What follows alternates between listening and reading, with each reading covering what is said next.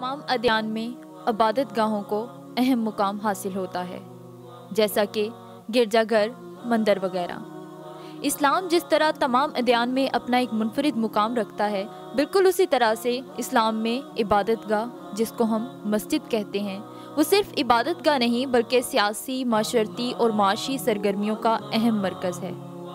मस्जिद मुसलमानों की ज़िंदगियों में मरकज़ी किरदार अदा करती है।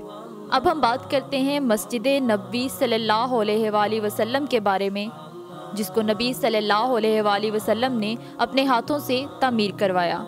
मदीना पहुंचने के बाद सबसे पहले मस्जिद की तामीर का हुक्म दिया। रसूलुल्लाह सल्लल्लाहु अलैहि वसल्लम जब मक्का मुकरमा से हिजरत करके मदीना मनवरा पहुँचे तो हर इंसानी की ख्वाहिश थी कि नबी सल्लल्लाहु अलैहि वसल्लम की मेज़बानी का शर्फ उसे हासिल हो। आप सल्लल्लाहु अलैहि वसल्लम ऊँटनी पर सवार थे। मस्जिद के लिए वही जगह मुंतखब की गई जहां आप सल्लल्लाहु अलैहि वसल्लम की ऊँटनी रुकी थी। ये जगह दो यतीम बच्चों सहल और सुहेल रज़ी अल्लाह ताला अन्हो की मलकियत थी।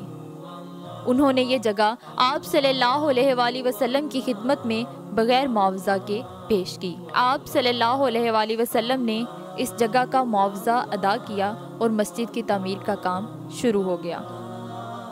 मस्जिद नबवी के शमाल मशरकी हिस्सा में एक चबूतरा तामीर किया गया, जिसको सुफ़ा कहा जाता था।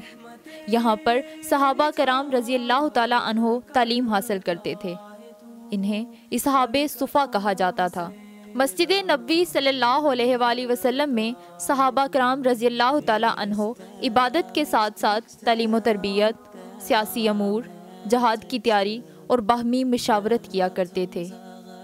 रसूल पाक सल्लल्लाहु अलैहि वसल्लम ने मस्जिद नबवी की फ़जीलत यूँ बयान फरमाई है कि मुसलमानों का अपने घर में नमाज़ पढ़ना एक नमाज के बराबर है, अपने इलाके की मस्जिद में नमाज़ पढ़ना 25 नमाज़ों के बराबर है, और मेरी मस्जिद यानी मस्जिद नबवी सल्लल्लाहु अलैहि वसल्लम में नमाज़ पढ़ना 50,000 नमाज़ों के बराबर है।